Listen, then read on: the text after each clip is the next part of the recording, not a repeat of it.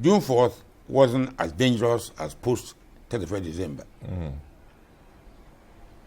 It was terrible.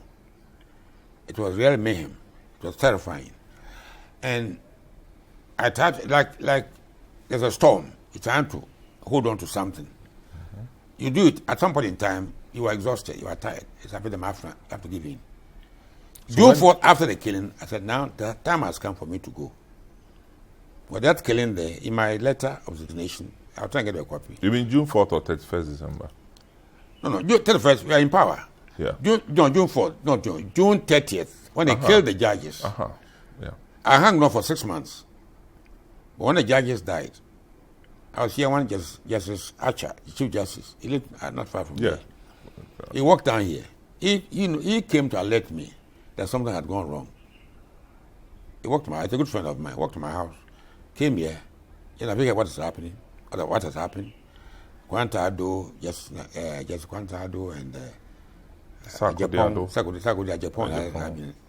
He said they have been abducted. They are Major Kelson, I don't know Major Kelson, he's dead now. Other cousin of mine came here. That Majakwa's wife came to him. That Majakwa had been taken away, nobody knew where he was. You know. And they were taken in a Fiat Capagnola, which had been imported into the country by the government-owned GNTC. See, the whole thing in Ghana, I keep on coming back to the same story.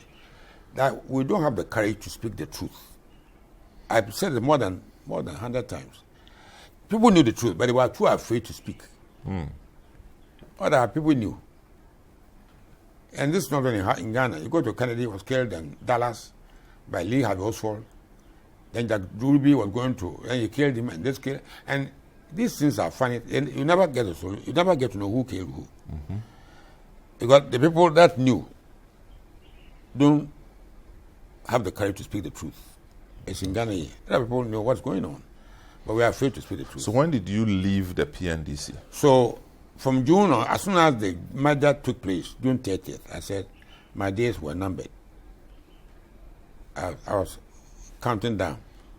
So you are one of the people who knew where the culprits were pointing to, where... When it happened, in the government, there were meetings, there were a lot of anger. I believe that Rawlings didn't know anything about it. That abduction and killing, I know. From my experience, from my training and experience, I went to him. I told him, morning, Justice Archer came here and Major Kelson. Then General Aqua, he was my ADC at the time, Obed Aqua. The current CDS. CDS. Yeah. He came to me in the morning and said what I had heard.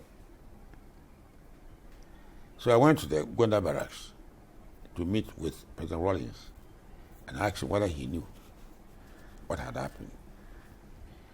And he had heard it. He was in the mood that, you see, when you are an experienced person, you can always tell, Shakespeare says that you cannot tell the mind's construction in the face. That's Macbeth. I still remember my little teacher in school. My head's still working. The brains are still working. No, everything is working. Don't fear. No, I'm saying that if the brain is healthy, then you're a healthy person. Because the brain is the engine of the body. Okay. Everything is working. So I look at the man's face, where he's supposed I thought this man didn't know anything about. He said he's just been told about this. Who caused the stupid thing? I'm quoting him. Who did the stupid thing? If he knew about it, would he utter those words? Who did the stupid thing? I knew the man didn't know anything about it. So, as the CDS, it happened under your watch? It happened under my watch. Not under your supervision, but what I'm saying that on your time. In my time. In your time, That's right. But the thing is that you have the government. You had the Chief of Defense, you had the government. Sadly, we as civilians couldn't separate them, especially in the early days of the PNDC. We saw every soldier as part of government. Part of the government. And they conducted themselves as such. I think that if you knew the people involved, if you knew them outside the government as human beings, you knew their character. If you get Nunoo-Mensah had done this, Nunoo-Mensah, no, I don't believe you. Because you knew who I am. Who they were, Yeah, then I don't believe you. I doubt. you know. So those who knew me knew that I would not be part of this act. How? What have I got? It was still difficult.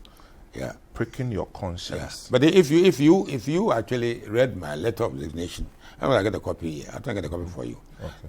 3.5-page letter. It's quite thorough. How many pages? 3.5 pages. 3.5 pages. Handwritten? No, typed. Typed. Okay. I wrote it. My brain was. I just got up one night and just wrote it. I just got up about 12 o'clock and began writing to resign. My wife, nobody knew about it. So because you see, Samakwa was somebody you knew in person. Not even Samakwa's death, but the whole idea. Yeah. But me part of a government. Yeah. That committed this crime. Tomorrow will tell my granddaughter, if your father was a murderer. I mean, how? So I had to get out and purify myself. So I had to resign. Did? By resigning and condemning the act in no uncertain terms. Mm-hmm. Just dastardly act, could not be supported by someone like me. So today, I resigned from the government and retired from the armed forces voluntarily. How many people have retired and resigned from the armed forces voluntarily like this? So I made up my mind to actually leave. Mm-hmm. With my letter. In the morning, I sent it to President, then Chairman Rawlings, that I had quit. He sent one doctor, he's dead now, to come and plead with me. But I said, no, I made up my mind. It took a long time to plan this. It's not something I just thought about. I'm thinking about for a long time.